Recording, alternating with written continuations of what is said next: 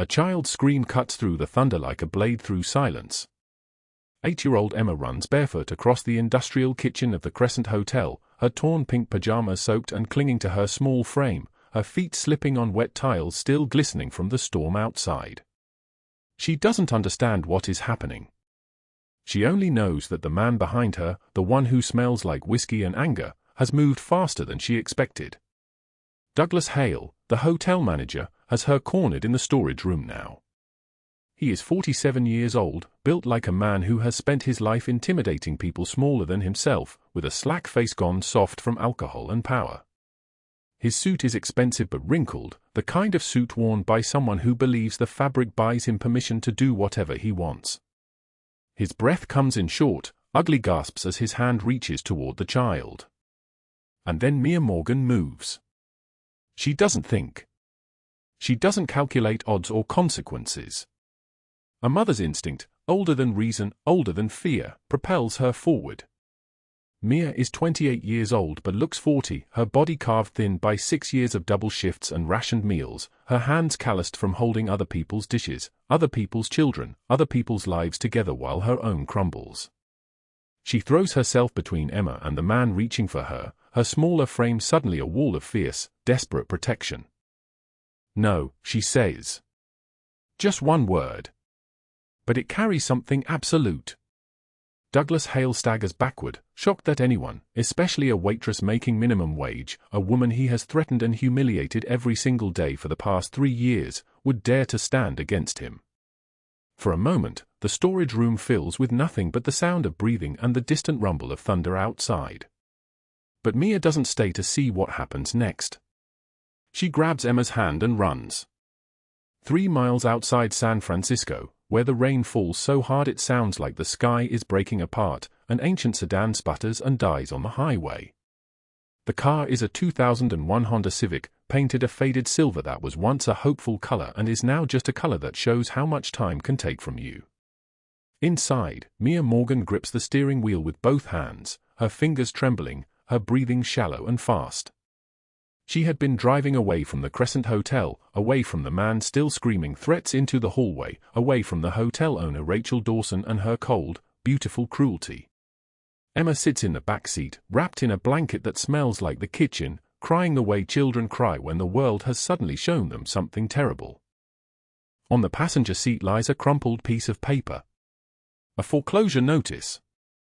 $35,000 demanded in 3 days. The house where Mia's sister is recovering from leukemia, the house that is supposed to be the safe place, is being taken away. Mia reaches into her pocket. She pulls out $78. That is all the money she has left in the world. $78. She closes her eyes and holds the bills, thin and desperate in her trembling hand. That is when the black SUV pulls up behind her. The convoy arrives with the kind of precision that speaks of men trained to move together, trained to think as one organism. 3 black SUVs, expensive and gleaming despite the rain, their engines barely audible over the downpour. Men emerge from the vehicles, stepping into the storm with the kind of movement that comes from knowing you own the world you walk through. The lead SUV parks directly behind Mia's sedan. A man steps out from the back, and the rain parts around him like an act of deference. Giovanni Calabrese is 6'3" tall, with shoulders broad enough to cast a shadow even in darkness, with dark hair silvered at the temples from the kind of stress that comes from running an empire built on secrets and the unquestioning loyalty of violent men. His face is carved from stone and scar tissue, with a single slash mark running from his left eye down to his cheekbone, a permanent reminder of a betrayal he has never forgotten and will never forgive. He wears a cashmere coat, black, that costs more than Mia's annual salary. His hands are smooth, unmarked by labor, but there is a scar on his knuckle that tells you those hands have done terrible things and will do them again if necessary. He moves toward her car with the gait of a man accustomed to people moving out of his way. Carlo, his lieutenant, approaches the driver's side window. Carlo is younger, 34, built like a weapon that has been perfectly maintained. He taps on the glass. Mia jumps. Her hands jerk on the steering wheel. She rolls down the window an inch, just an inch, and peers out at the man standing in the rain. Water drips from his dark suit, from his perfectly groomed hair, and he looks at her with the kind of eyes that have seen things most people never encounter. "Your car is broken," Carlo says. He says this like it is obvious. Like it is somehow her fault the storm has broken the world. "I know," Mia whispers. Her voice sounds shattered, like glass that has fallen and broken into pieces too small to gather. "I'm trying to figure out what to do."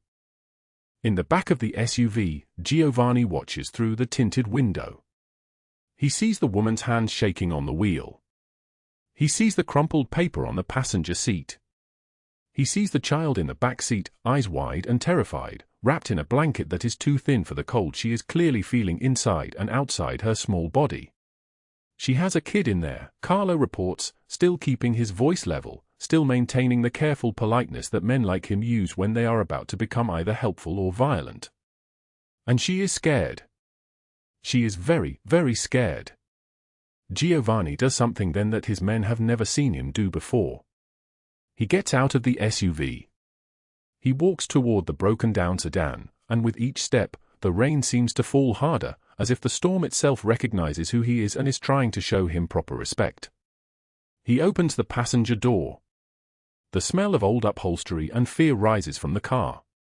Mia looks at him, and something in her chest tightens, because this man is beautiful in the way that dangerous things are beautiful, terrible and perfect and absolutely terrifying.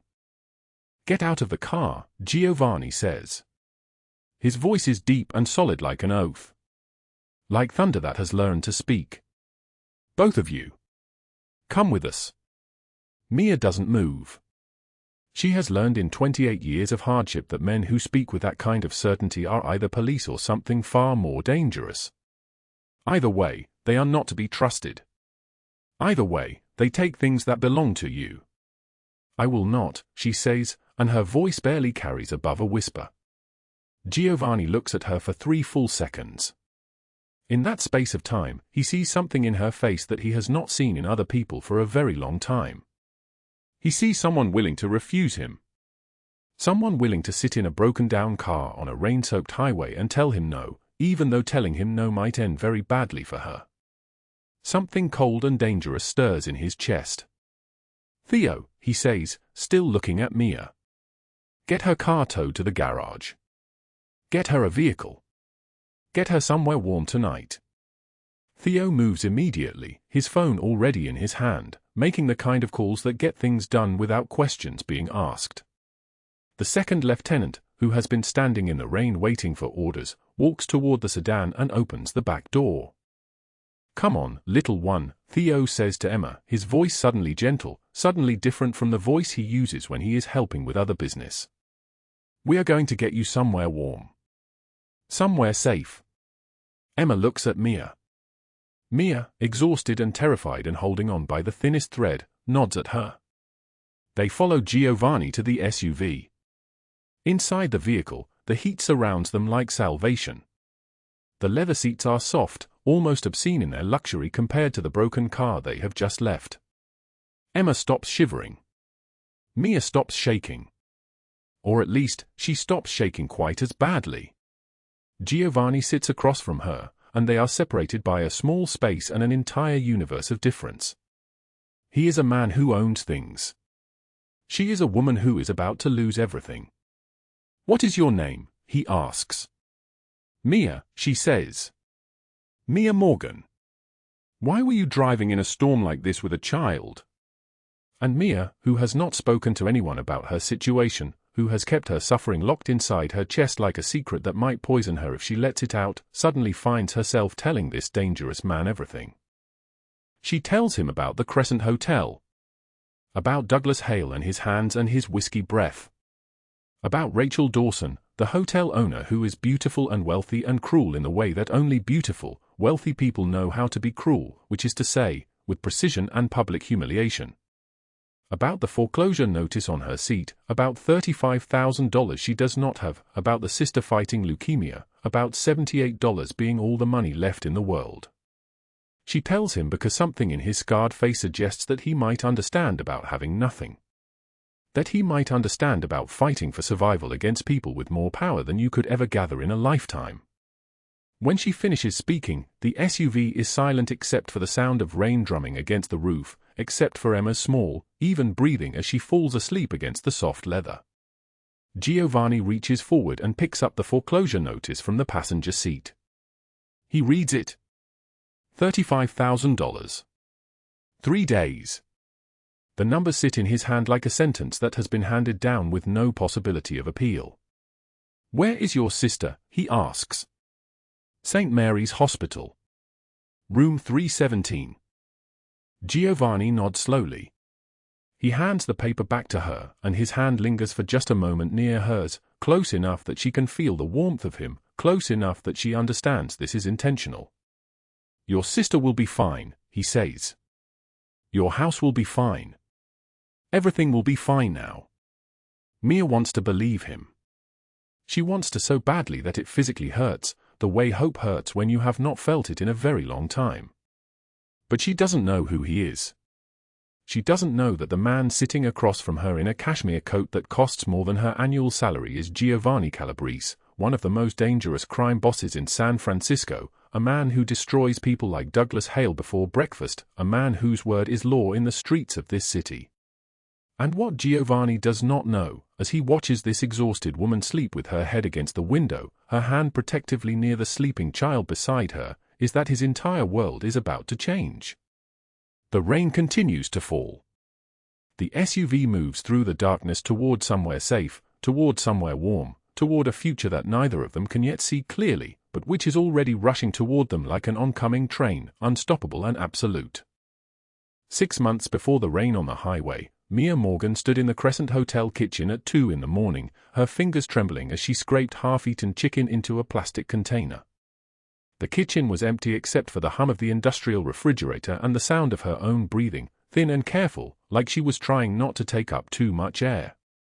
12 hours into her shift. 4 more hours until breakfast service began. She had been awake for 19 hours. She could not remember the last time she slept for more than 3 hours at a stretch. She lifted the container to her mouth and ate standing over the sink, the cold chicken tasting like metal and salt. This was dinner and breakfast combined. This was enough. It had to be enough, because her sister Claire was in a hospital bed in Ohio, and every single dollar Mia made, every $12 per hour, every tip she managed to pocket before Douglas Hale found an excuse to take it, every penny she could squeeze from the cracks of her life, went into an account labeled Claire's treatment. $18,000 per round of chemotherapy. 3 rounds planned. Insurance covered nothing. The hospital sent bills on cream-colored paper that arrived like sentences with no possibility of appeal. Mia closed her eyes and pressed her forehead against the cool stainless steel of the industrial sink. The fluorescent lights above her hummed with a sound like insects, and somewhere down the hallway, a door slammed. Her body jerked. Every sudden noise still made her body remember, made her muscles clench like she was bracing for impact, like hands were coming for her again. 8 years had passed since Marcus. 8 years since the hospital visits. 8 years since the last time she woke up unable to move without pain. But her body had not forgotten. Her body was a monument to what it meant to survive. She turned and walked toward the staff bathroom, her feet moving on autopilot through corridors she could navigate blind. The bathroom door clicked shut behind her.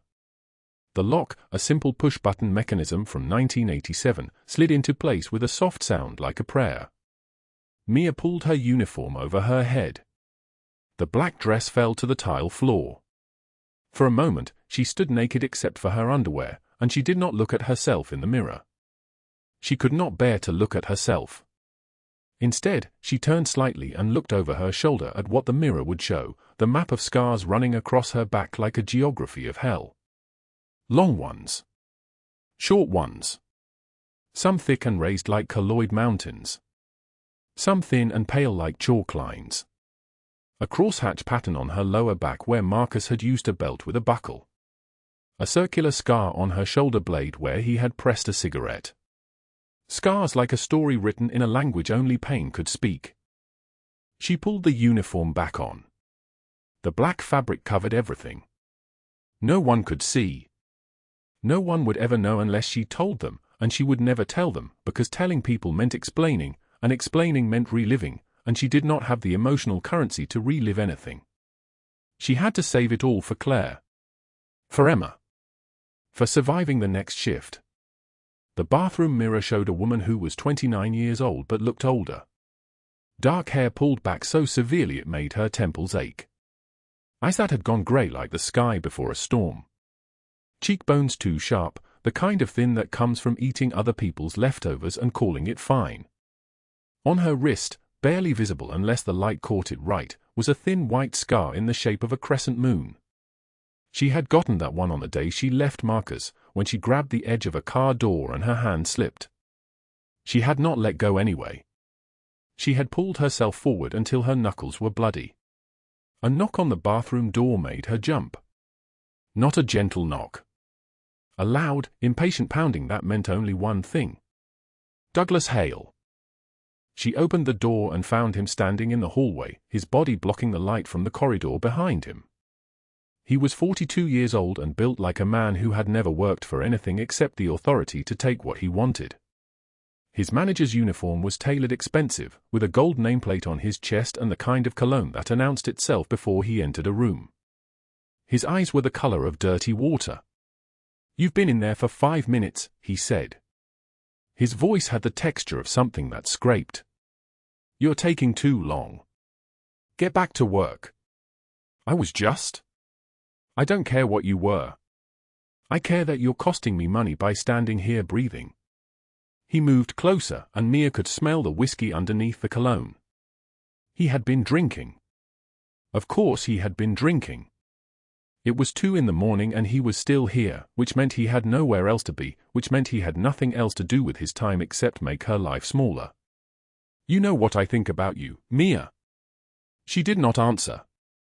She had learned a long time ago that any answer she gave would be the wrong one. "I think about you all the time," he continued, and his hand came up and grabbed her arm just above the elbow, hard enough that she could feel his fingernails digging through the fabric of her dress. "I think about how you're lucky I employed you.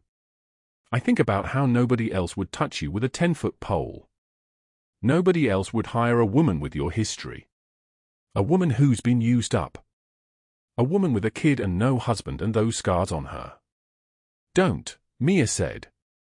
Her voice came out barely a whisper, like it was traveling from somewhere very far away. "Don't what?" His grip tightened.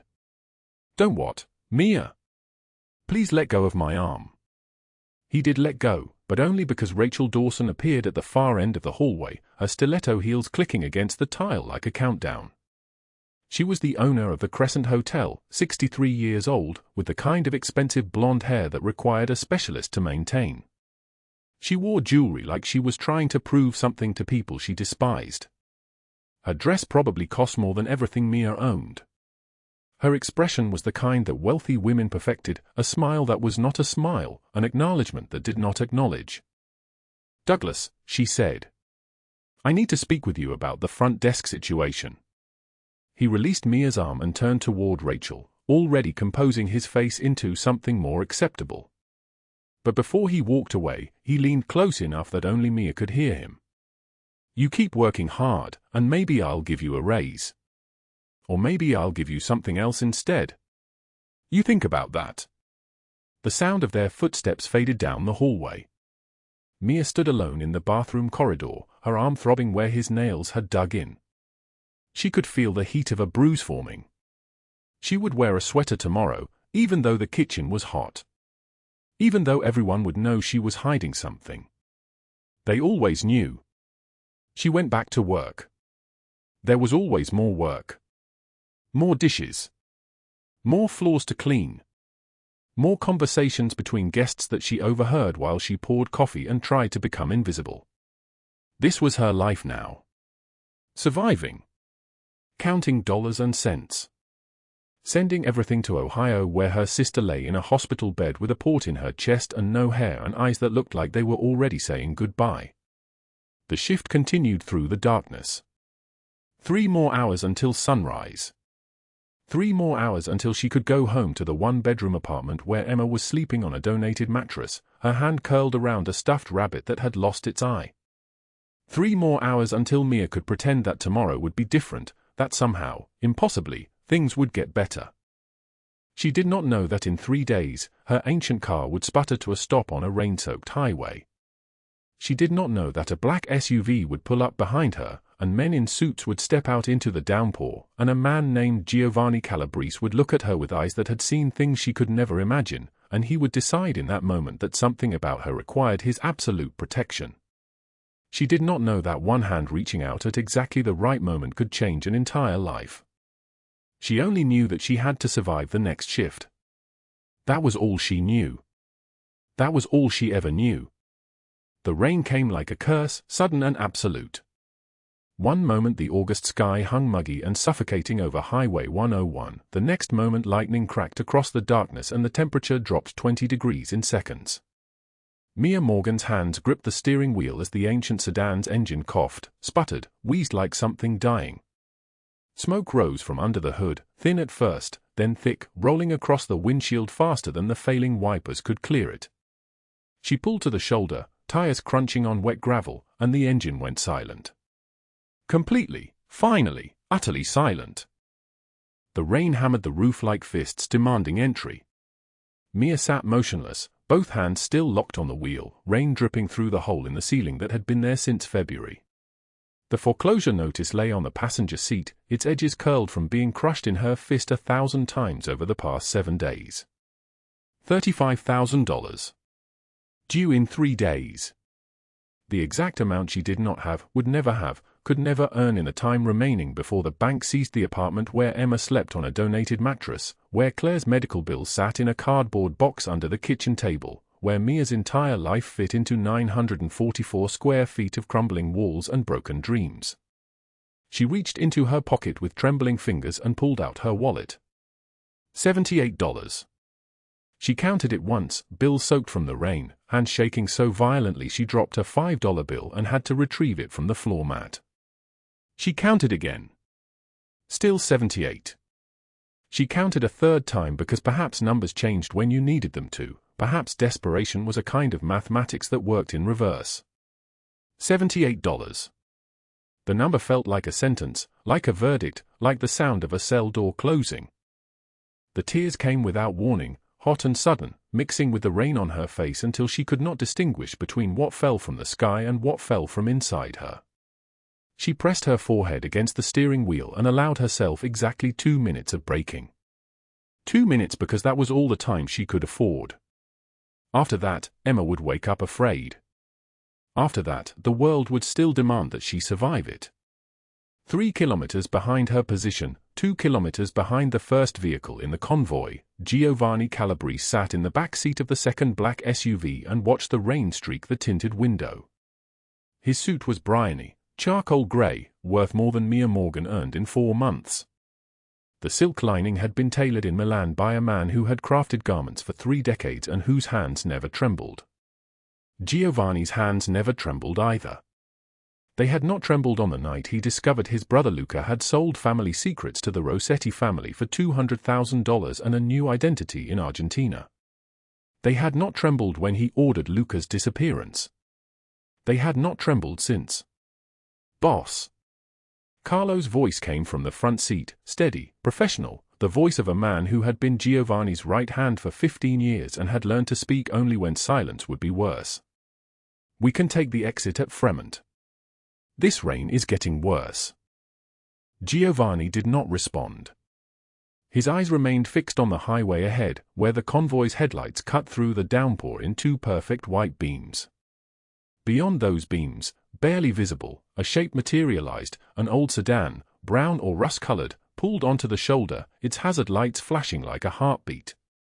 As the lead SUV approached, the headlights swept across it, and for exactly 3 seconds, Giovanni saw inside. A woman, maybe 30, maybe younger, it was difficult to tell with exhaustion carved into every line of her face. Her hands gripped the steering wheel with white-knuckled intensity. Her head was bowed. Her shoulders shook in the specific way that shoulders shake when someone is crying but trying not to be heard, as if silence itself could be a form of mercy.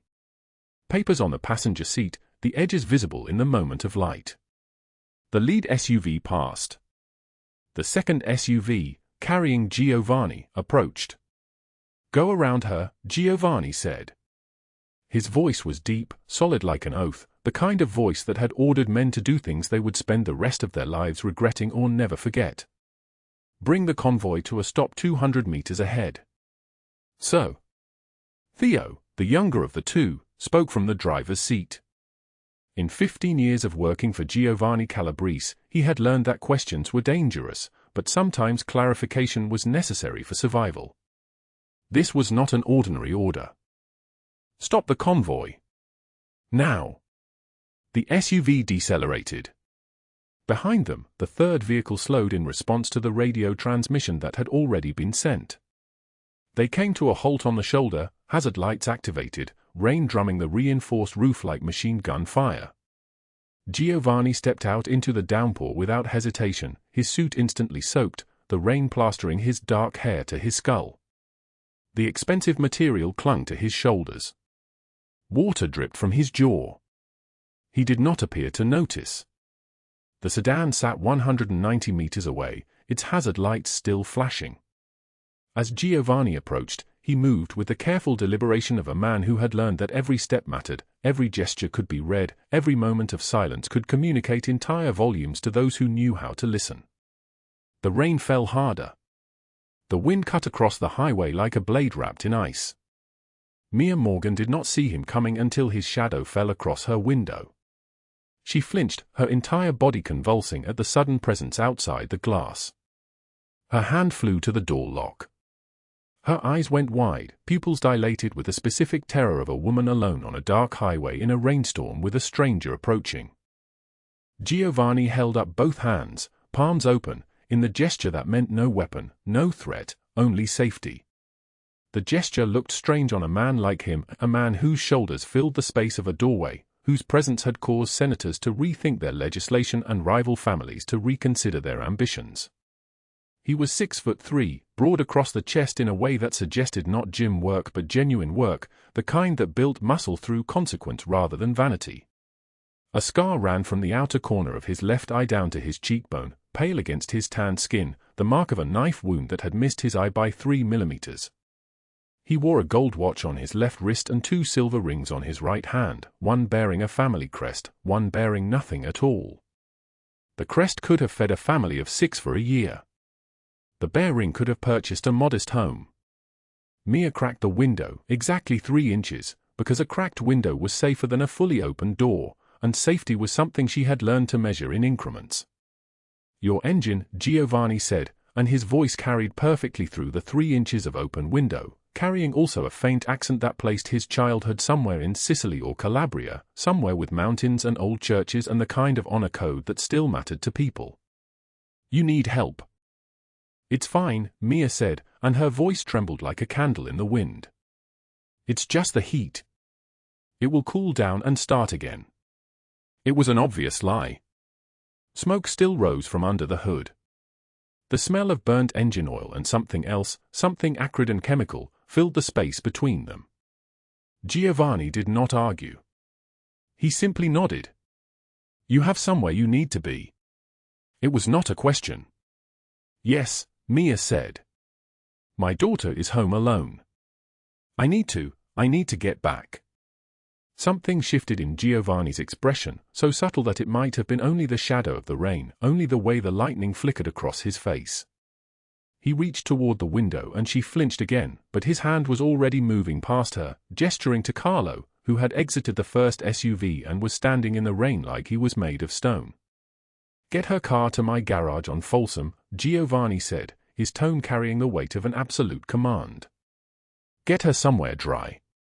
Now." "Boss," Carlo said, and the surprise in his single word carried an entire conversation. "In 15 years, I have never seen you do this. In 15 years, you have never stopped. In 15 years, you have never been kind to a stranger on a highway." But Carlo was already moving, already heading toward the sedan, already understanding that the moment for question had passed. Theo appeared with an umbrella, opening the passenger door of the SUV where Giovanni stood. He offered the umbrella to Mia, who stared at it as if it might burn her. She took it slowly, stepped out of her car on legs that barely held her weight, and allowed herself to be guided toward the second vehicle. As she passed, her shoe caught on the foreclosure notice that had fallen to the shoulder, driven by the rain. Giovanni bent down and picked it up. His eye scanned it in a lightning flash: San Francisco Housing Authority, the address of the apartment building on 18th Street, the amount in bold red letters, $35,000. Due in 3 days. He crumpled it in his fist and handed it to Mia without a word. She took it, not understanding yet what it meant that a man like this, a man whose suit cost more than everything she owned, a man who appeared from the rain like a figure from another world entirely, had picked up her foreclosure notice and was now placing her in the back of his vehicle, in the climate-controlled silence, in the space between worlds where the rain could no longer touch her. "What is your name?" he asked, and his voice in the enclosed space sounded like thunder rolling across a distant sky. "Mia," she whispered. "Mia Morgan." "I am Giovanni," he said, and he did not offer his last name because it did not matter. In this city, everyone knew his last name. In this city, his name alone was enough. "You are safe now." She did not know who he was. She did not know that the watch on his wrist could ransom a small country. She did not know that the man sitting across from her in the dim light, rain dripping from his hair onto his soaked suit, had ordered 12 men to disappear without a trace, that he owned 5 restaurants that served as fronts for operations that moved money between continents, that every police detective in San Francisco had learned, through hard experience, not to investigate matters that involved his name.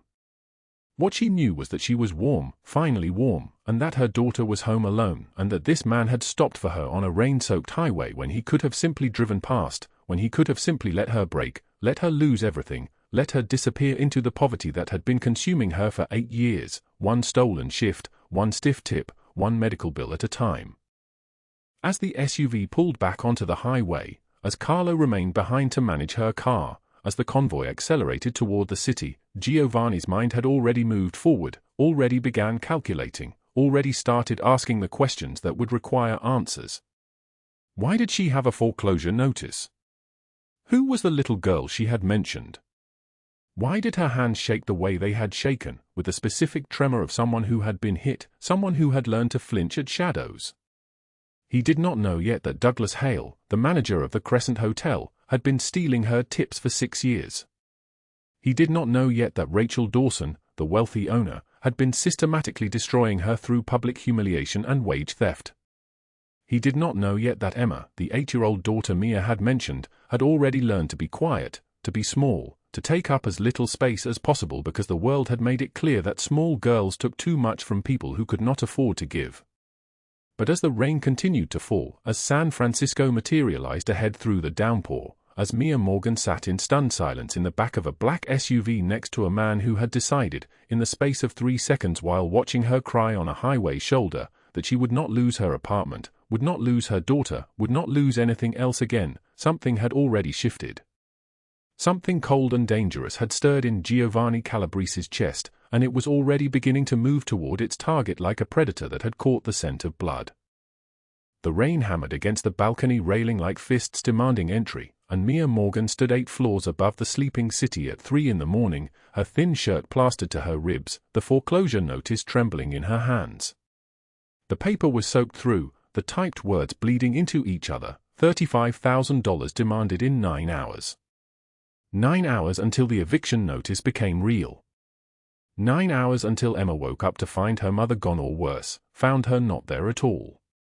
The street below was empty and dark and wet. A single streetlight cast a sickly yellow glow across the pavement below. She could see where a person would land. She could calculate the angle, the speed, the mercy of it. 8 years. 8 years of running from Marcus, her ex-husband, the man who had taught her that love could arrive with his fists. 8 years of double shifts at the Crescent Hotel, eating leftover food from the garbage cans, rationing her insulin, wearing the same 2 uniforms day after day. 8 years and she had nothing. Claire would die without the surgery money. Emma would go into foster care. The system would separate them like they were nothing, like their love for each other was a luxury item she could not afford. Her hands gripped the railing so hard her knuckles turned white. One step. That was all it would take. One step and the weight would finally leave her body. One step and Claire would get the treatment anyway, covered by some hospital charity program, and Emma would find a family that could actually give her something, someone stable, someone who was not always exhausted, always terrified, always barely holding together like a puppet with its strings about to snap. The rain cut into her face like needles. Then she heard it. A small voice from inside the apartment, muffled through the window but unmistakable, carrying all the authority of a 4-year-old's nighttime logic. "Mama, don't go." Emma was sleep-talking from her mattress on the floor, that tiny voice in the darkness speaking a sentence that was not a plea, not a question, just a statement of fact. As if she knew. As if even in sleep, her body understood what her mind could not yet comprehend. Mia's grip on the railing loosened. Her legs moved backward on their own. She staggered through the sliding door and collapsed on the floor beside Emma's mattress, her hands finally free to shake, her body finally allowed to break. She lay there in the darkness next to her sleeping daughter, listening to the sound of the child's breathing, and made a decision. Not the decision to keep living for some grand future. Not the decision to hope that things would change. Just the decision to survive one more day. One more shift. One more night. One day at a time, like the counselor had told her at the women's shelter 5 years ago. She did not know that at that exact moment, 3 miles across the city in the Crescent Hotel's manager's office, 4 men in black tactical gear were moving through the kitchen like ghosts. The clock on the wall read 3:34. Douglas Hale was sorting through the night's tip receipts when the door exploded inward. He had been doing this for 6 years, stealing from Mia Morgan's tips before the system processed them, pocketing roughly $200 a week, money she had earned with her feet aching and her back screaming and her dignity shattered by drunk businessmen who called her sweetheart and touched her without permission. $200 a week. $12,000 a year. $72,000 over 6 years. Enough to buy a car he did not need and maintain a gambling habit and tell himself that he was just taking what was owed to him by the universe for the crime of existing as a man who had peaked in his 20s. The 4 men moved with the efficiency of machinery. They wore black tactical gear and expressions carved from stone. The oldest one, a man with a scar running from his temple to his jaw, stepped forward and said nothing at all. He simply grabbed Douglas by the collar of his Crescent Hotel polo shirt and lifted him bodily out of his chair. Douglas weighed 230 pounds. The man lifted him like he was a doll. "What, who are you?" Douglas's voice climbed into register of a frightened animal, and it was. His body had already understood what his mind was still struggling to process. This was not random. This was calculated. This was the kind of violence that had a name and an address and a reason. Carlo, the scarred man, spoke to him the way a person speaks to a child who has done something irreparably foolish. "The boss has a message for you, Douglas. You touched something that did not belong to you." They dragged him through the hotel kitchen, and in that moment, Douglas Hale finally understood the architecture of his mistake. In 6 years of stealing from Mia Morgan, he had never once considered that someone might be watching. That someone might care. That his small, systematic cruelty had created a chain reaction that was now playing out in real time, a collapse of dominoes that had been set in motion the moment Giovanni Calabrese had found a woman crying on a highway shoulder and made a decision in the space of 3 seconds. Douglas begged. His voice fractured and reformed like breaking glass. "I'll disappear. I'll leave the country. I'll give it all back, every cent, I swear to God." Carlo did not slow down. Did not change pace. Simply said into his radio, "Package is ready for transfer," and handed Douglas over to 2 men in crimson suits who emerged from the darkness of the hotel's back-loading dock. The Rossetti family. One of the 3 families who controlled San Francisco's eastern docks, a crew that specialized in making problems permanent. Douglas Hale screamed. His voice echoed through the kitchen for exactly 7 seconds before the loading dock door sealed shut and the sound died completely. Not even Carlo looked back. He simply walked through the kitchen, through the dining room where Mia had served people their dinners while Douglas stole her money, past the bar where she had cleaned glasses until her hands bled, and out the front entrance where the San Francisco night was finally beginning to lighten at the edges. Mia did not hear the screaming. She was 3 miles away, collapsed on the floor next to her daughter, finally allowing herself to sleep. But Rachel Dawson heard about Douglas Hale's disappearance at 6:15 in the morning when her assistant called in a panic. The owner of the Crescent Hotel listened to the story, for men, tactical gear, taken from the kitchen, gone, and felt something cold crystallize in her stomach. She had been using Douglas as a proxy for 8 years, approving his tip theft, taking half of it herself, while publicly defending her hard-working staff in interviews about workplace culture. She had orchestrated Mia's destruction through 100 small cruelties, scheduling her during the worst shifts, forcing her to work doubles without overtime, assigning her the most difficult guests, and then humiliating her publicly when she looked tired or made mistakes. Rachel Dawson had made a career out of making invisible women even more invisible. She was wearing a silk robe when the federal agents arrived at her penthouse at 6:45 in the morning.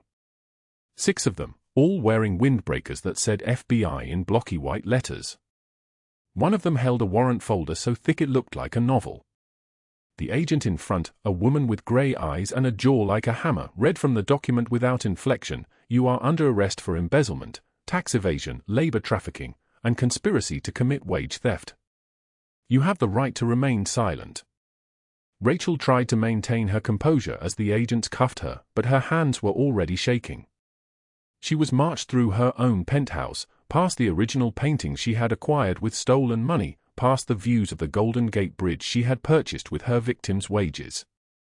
The elevator ride down took 60 seconds. The lobby had been cordoned off with plastic barriers, and there were cameras everywhere. News cameras. Her face would be on every screen in San Francisco within the hour.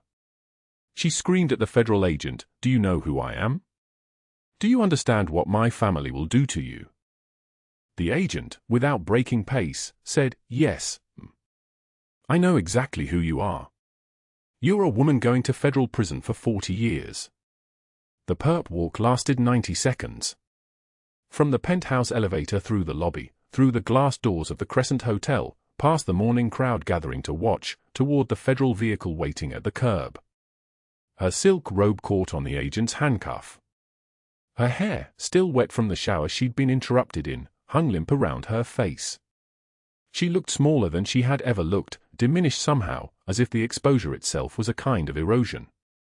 Within 2 hours, her assets were frozen. Within 4 hours, federal agents had seized her properties. Within 8 hours, every financial institution in California had been notified of her status. Within 1 day, her name had been plastered across every news outlet in the state. The headline ran the same way on every platform: "Hotel owner arrested in labor trafficking scheme, victims of wage theft speak out." The public crucifixion was systematic. It was absolute. It was not death, which would have been too quick, too merciful, too easy. This was something far worse. This was the slow dismantling of everything she had built, everything she had stolen, everything she had believed she would keep forever. By nightfall, her social security number was worthless. Her credit had been shattered like glass. Every business relationship she had ever cultivated had evaporated like morning fog.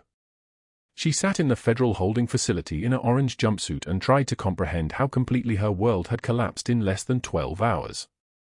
3 miles away, Mia Morgan woke to the sound of Emma moving in the darkness. The sun was coming up. The foreclosure notice was gone, swept out to the balcony by the rain during the night. She lay there in the quiet apartment and did not yet know that she was no longer in danger. She did not yet know that Douglas Hale had been erased. She did not yet know that Rachel Dawson was in federal custody. She did not yet know that somewhere in the city, a man with a scar along his temple was watching his empire shift in ways he had not anticipated. She simply held her daughter and survived the morning, one breath at a time, because that was all she knew how to do. The morning light broke across the penthouse in ribbons of gold, and Mia Morgan woke to the sound of knocking. Not the violent kind. The careful kind. The kind that came from someone who understood that waking a mother with her daughter sleeping nearby required gentleness. She pulled on the silk robe that still felt like wearing someone else's life and opened the door to find Theo standing in the hallway, his massive frame somehow made smaller by the envelope he held in his hands.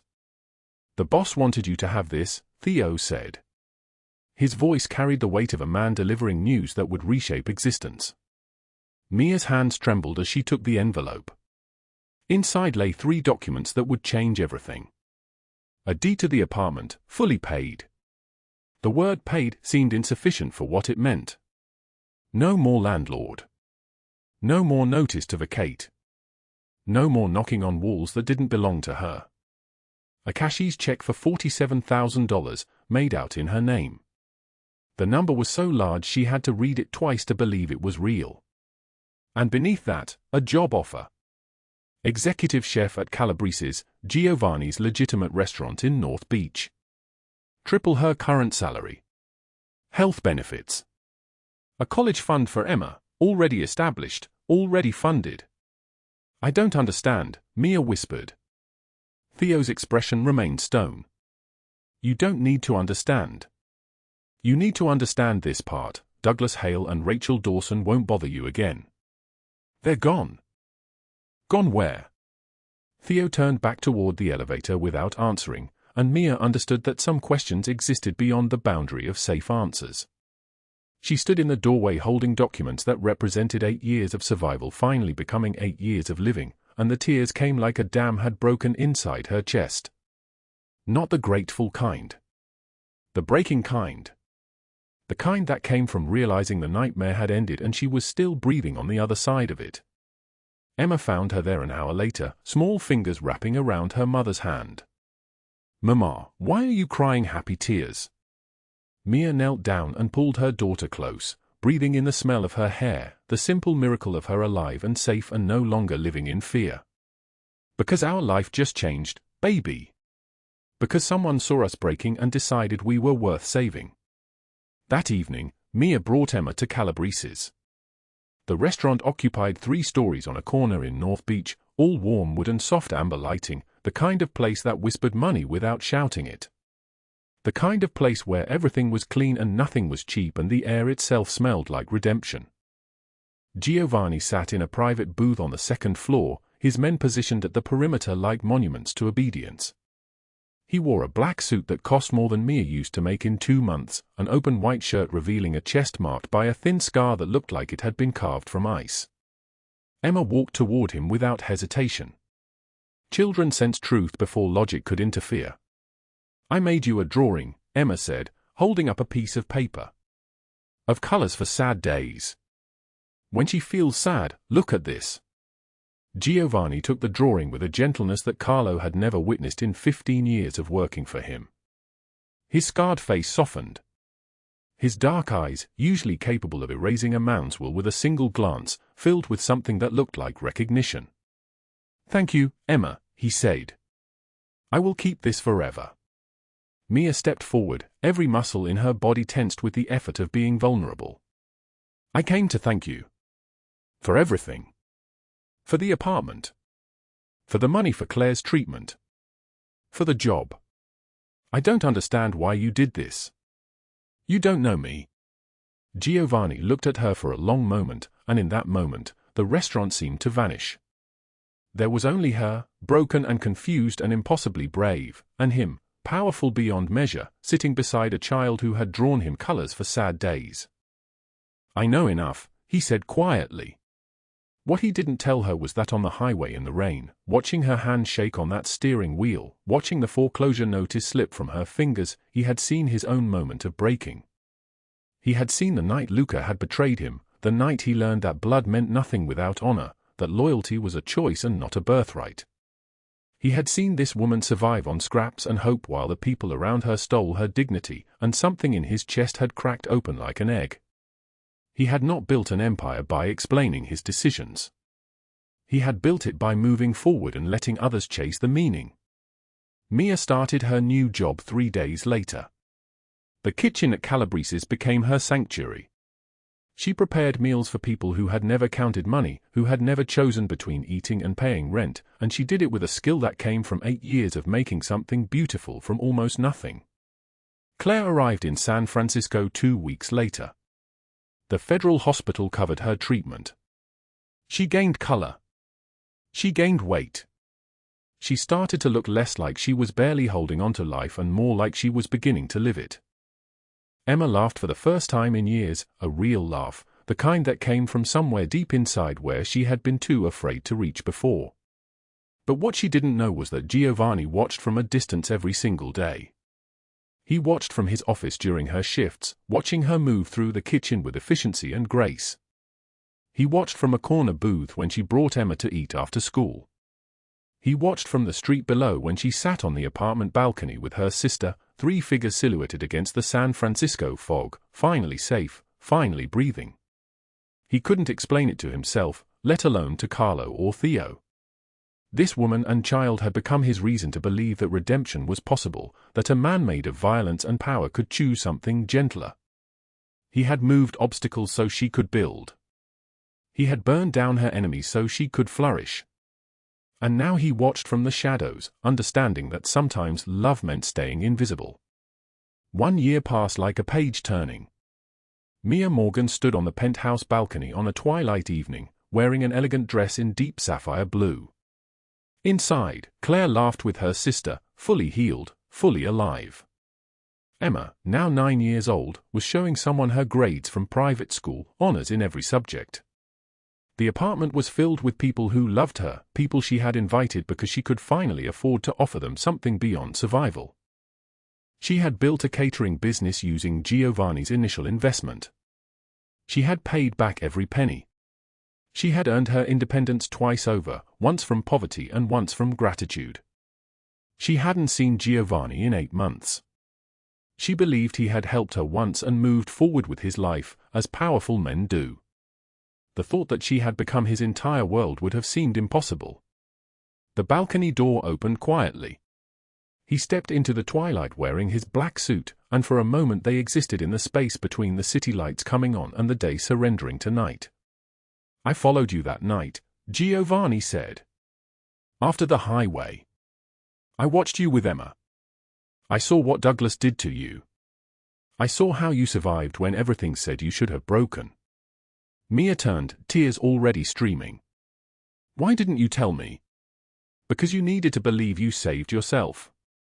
And you did. I just moved the obstacles out of your way." He stepped closer, and she could see the scar on his face more clearly now, could see the life lived in violence that had led him to choose gentleness. "My brother Luca taught me that blood means nothing without honor. He was my family, my blood, and he betrayed me completely. I learned that the family you choose matters more than the family you inherit. Watching you with Emma, I understood something I had forgotten. Love isn't about power. It's about choosing to see someone when the world has made them invisible." Mia reached for his hand. It was the first time she had touched him deliberately. His hand was warm and scarred and alive. "I'm nobody special," Giovanni said. "You're wrong," Mia replied. Emma appeared in the doorway, and Mia smiled. "She asks about you sometimes. The man who helped us." Giovanni looked at this child who had drawn him colors for sad days, and something in his chest settled into place. Sometimes one hand reached out at the right moment can change an entire life, the voice of the city seemed to whisper, as lights bloomed across San Francisco below them.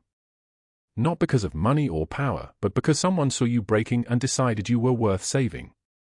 The three of them stood together on that balcony, the powerful man, the invisible woman, the child who had drawn them both toward hope, and understood that sometimes souls recognize each other not in moments of strength, but in moments of breaking.